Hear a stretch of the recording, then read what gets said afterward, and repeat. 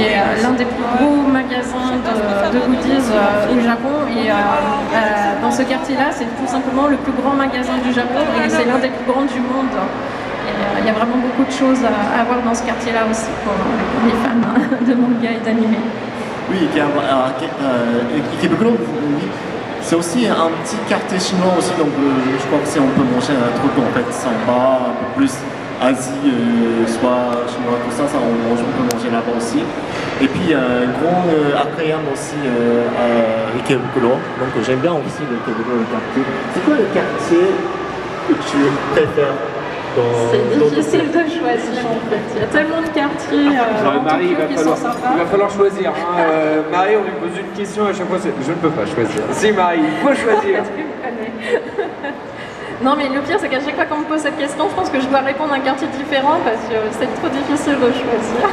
Allez, fais-nous un petit top 3. Shibuya, parce que je crois que c'est le premier quartier où j'ai mis les pieds lors de mon premier voyage et ça a été une telle claque que c'est vraiment un quartier coup de cœur. On le voit dans tellement d'animés, de films, c'est un peu iconique avec son grand carrefour.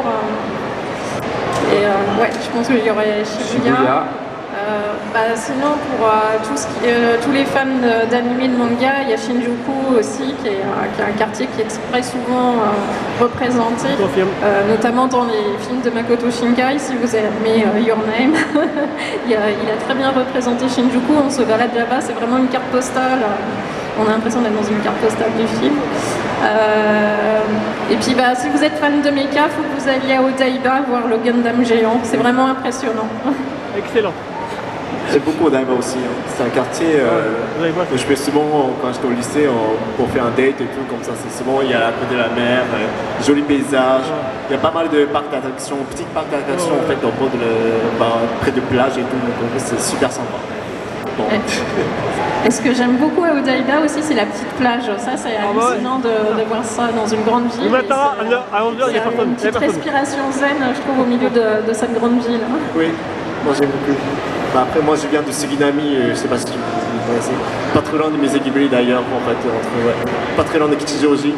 Mais le quartier, c'est le quartier par les Japonais, c'est le meilleur quartier pour habiter dans Tokyo, en fait, non, apparemment Kichijoji. Donc pourtant c'est méconnu par les Français, par les étrangers, donc en fait c'est un endroit où je peux conseiller à tout le monde de visiter un petit Yokocho, tout ça, en fait c'est pas mal, vraiment.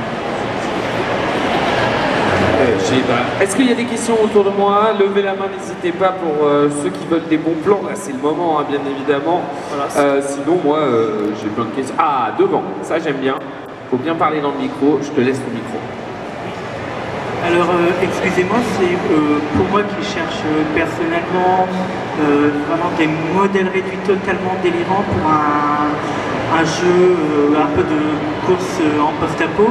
Est-ce que vous êtes déjà tombé sur parfois des petits modèles réduits de choses totalement qu'on ne verrait pas sur des courses auto comme des chargeuses à palettes, limite des tondeuses à gazon? Là, comme ça... non. C'est une question très spécifique. Hein.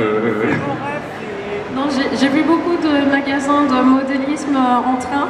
Ça, les Japonais sont